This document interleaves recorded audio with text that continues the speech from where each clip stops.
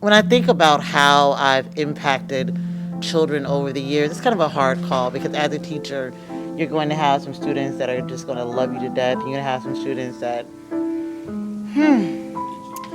yeah, they're never going to want to talk to you ever again, and so it's just kind of hard to call how you're going to impact students. I know that I can be a very tough teacher. I believe in tough love, I guess you can say. And I think that, a lot of times we end up making excuses for why we can't do things, or a lot of times we accept failure. And so I'm just not that teacher. And so I believe in pushing my students as far as I think that they're able to go and even further. When I first started teaching, I had this AP who felt that, as teachers, we should teach to the dreams of our students and not necessarily the reality. And so she felt like a lot of times you're going to have students who, may come from struggling families, but they have dreams, whatever that might be. And so she felt like when we teach their dreams,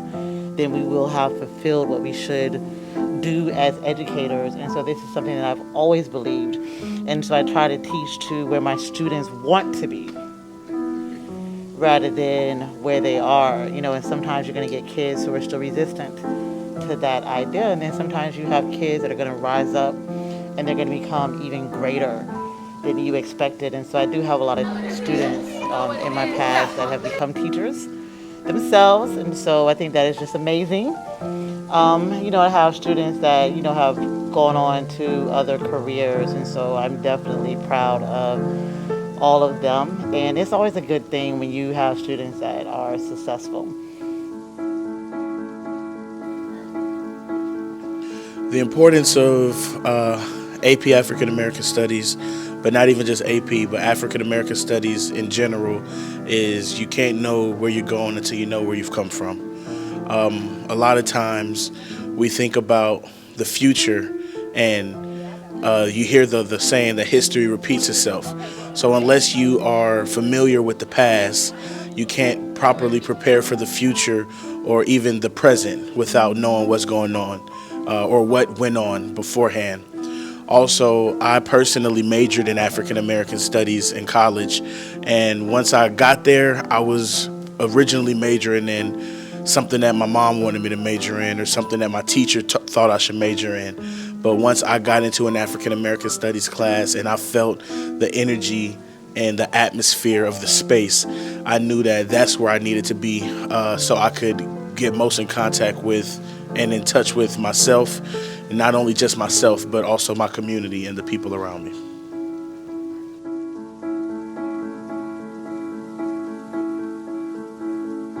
The Black History Month luncheon is something that we've been holding at Miller Grove High School. I want to say we've been doing it for the last 14 years. I've been here 16 years. I just recently received a promotion from the DeKalb County School District to CTAE coordinator. So I felt inclined to, of course, come back and do this Black History Luncheon with my students one last time. It was a great success, and of course I like for my students to understand Southern cuisine and its heritage and why we have some of the foods that we have and that we eat. So that was the reason why. So you feel like Black history ties into food as well? Oh, absolutely. Our Southern cuisine and heritage. So when you go and you do your research and exploration, you're going to find that, of course, our, way beyond our great-grandparents, that's how we started eating the things that we ate and how they took foods that was considered like scraps and leftovers and created these amazing dishes that we enjoy each and every day. Another reason why we did this luncheon is because in our discussion in class, I found that several of my students had never tried some of our common Southern staples, such as collard greens or candied sweet potatoes, which, of course, in the Southern heritage, a lot of us say candied yams, which we know is not a yam, it's a sweet potato that we're candying. So that's another reason why we wanted to do this luncheon. Oh, okay. So you felt like it was important to share that narrative to them, like food?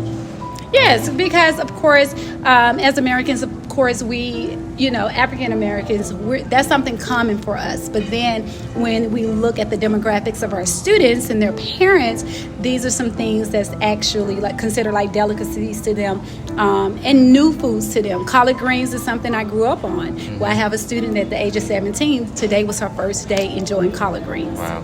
Okay. Thank you. You're welcome. Are you ready? Yes. 1, 2, 3. What's up, y'all? It's your girl Kyla, and I'm back here with another vlog. You got your girl Maya, you already know. So Okay. today we talking about teachers. We're gonna talk about Miss Brown. So The best teacher, if Is you get a Miss chance, Brown. take her class. Miss Brown, she the one. You won't Yeah. regret it, I promise you that. Oh my God. Yeah, you're gonna have fun in her class. She's gonna make it interesting. She's gonna make you love class, and she care about you. She do student wellness check, and none of these teachers do that because they don't care. And one thing about it, she gonna push them assignments back. Oh, she gonna push it back. She gonna push them assignments back. Yeah. She gonna give us some room, She gonna give amen. us some Miss Brown, we love you. And when I graduate, it's gonna be because of you for real. You the real deal. Yeah. Amen. If I